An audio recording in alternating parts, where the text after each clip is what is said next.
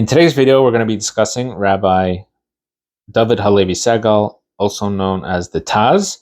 He was known as the Taz as an acronym for his book called the Turei Zahav.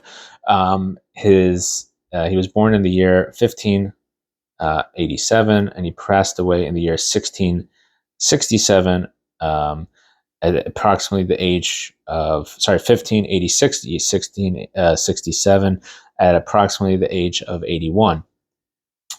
He was born in the province of Volyn in the city called Vladimir, which is today in Ukraine, probably at that time was part of Poland. And his father, Shmuel, was a very famous rabbi in his own right and was a son of a great rabbi as well, meaning his grandfather was also a great rabbi, comes from a very strong rabbinic family. And he marries he married the daughter of the Bach, who we discussed last time, the daughter of Rabbi Yoel Sirkis, and he actually lived in his house for many years. So his brother, he also had a brother who was a half-brother from some sort of previous marriage his father had, whose name was Isaac Halevi, and they actually, at some point, life, as they moved to different parts of Europe, and there actually was a very interesting correspondence that actually has been preserved that we have till this day of him encouraging his younger brother to, he recognized his abilities and encouraging him to publish. After his kind of, life of serenity of sorts in his father-in-law's house, he takes a position as a rabbi in a small village somewhere in Poland, and eventually moves around, probably could barely make a living, moving from town to town, being the rabbi in small towns, until eventually his name gets out there and he moves to a city called Ostrog in Poland. It is there that he is finally given a little more recognition. The community really comes behind him. He establishes yeshiva, and he starts to write his commentary. His original commentary was written on the sections of Shulchan Aruch called Orach Chaim, which is the section of day-to-day life, regular life, and becomes very well acclaimed throughout Europe, and his name becomes very famous. He seems to have suffered a lot as personal tragedies. Many of his children passed away in infancy. We'll talk about some of his older children in a minute. At the end of his life, who also passed away. And at this point, he starts to write a second commentary on the section of Yoredeya, which is, like we mentioned in previous videos, this is the section that rabbis study that talks about the laws of kashrut, the laws of kosher, the laws of marital, familial relationships, etc. And a very important study for rabbis of things that are forbidden, things that are permitted. And he starts to write a commentary on this section of the Shulchan Aruch.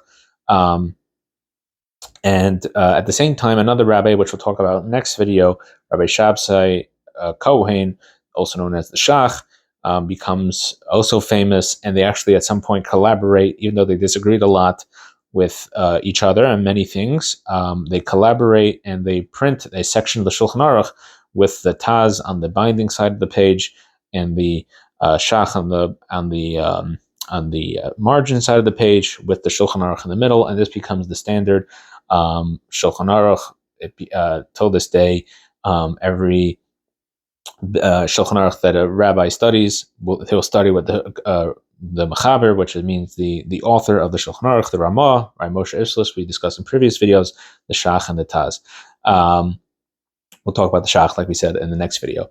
The Taz eventually writes his commentary on Orach Chaim, becomes, instead of being with the Shach, did not write a commentary on Orach Chaim, on the section of day-to-day life.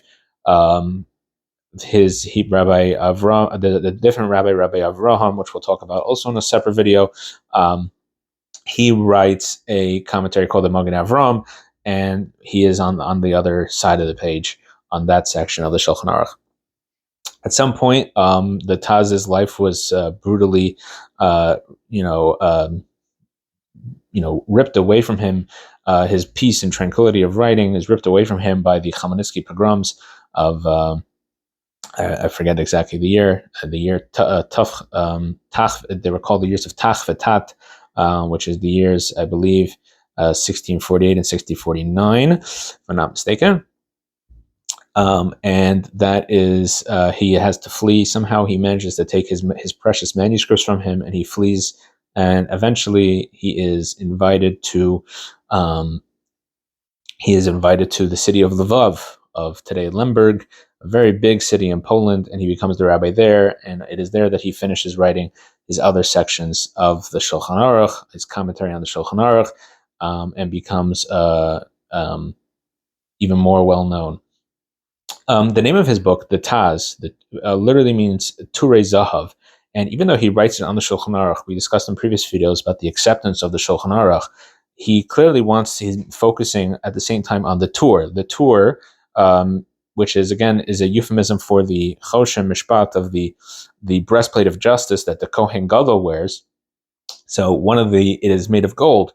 So Turei Zahav, he says that my goal of my book is to show how the words of the Tur are golden. That is what. It's kind of a commentary on the Tur, but it's written on the Shulchan Aruch. It's an interesting thing, and you'll notice sometimes that the Shulchan Aruch is discussing something, and he goes off on a total tangent because really he's explaining the Tur. He's defending the Tur and trying to show how the golden words of the Tur. But in the end of the day, it is a commentary on the Shulchan Aruch, and he disagrees, as we discussed a little bit in the last video. Many times, many of his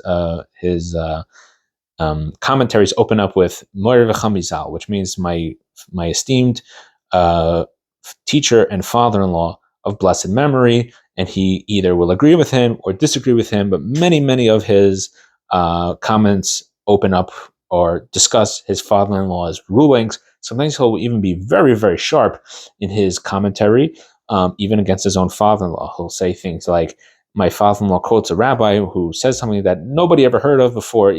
Even the rabbis who, of the Talmud, never heard of such a thing. He'll say things very, very sharp language sometimes against even his father-in-law's comments, or other people. He has no problem criticizing anyone. Like we said, it's a very important book. Every rabbi uses the Taz as a jumping off point. This is, and it's also the first thing you study after you learn the Shulchan Aruch. Because the Taz wrote his commentary before the Shach, and we'll talk about in a coming video. Not only did the Shach write a later commentary, the Shach actually wrote a commentary criticizing the commentary of the Taz, which we'll discuss in the video about the Shach.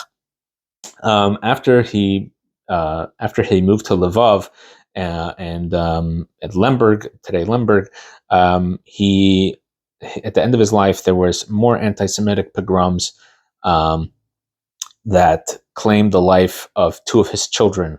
His adult children were murdered, al Kiddush Hashem, by some sort of pogrom in the town, and this was at the end of his life. So a very tragic life in a way, even though he himself becomes a great figure of importance till this day.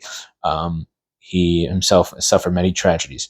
However, he did have children who survived him, and he had descendants who survived him. And some of them are around to this day. He also wrote a commentary on Rashi. He wrote a commentary explaining Rashi, and there are some other books that he wrote as well. There are some other chuvos responsa that he wrote as well. So in closing, a very important rabbi, like we said, comes from a tremendous rabbinic family, marries into a rabbinic family, and writes one of the most important commentaries on the Shulchan Aruch that is still used to this day. If you think I made a mistake or said something that I shouldn't have said or should have said, or any other comments, please put in the comments. We'd love to hear feedback, and we'll see you next time.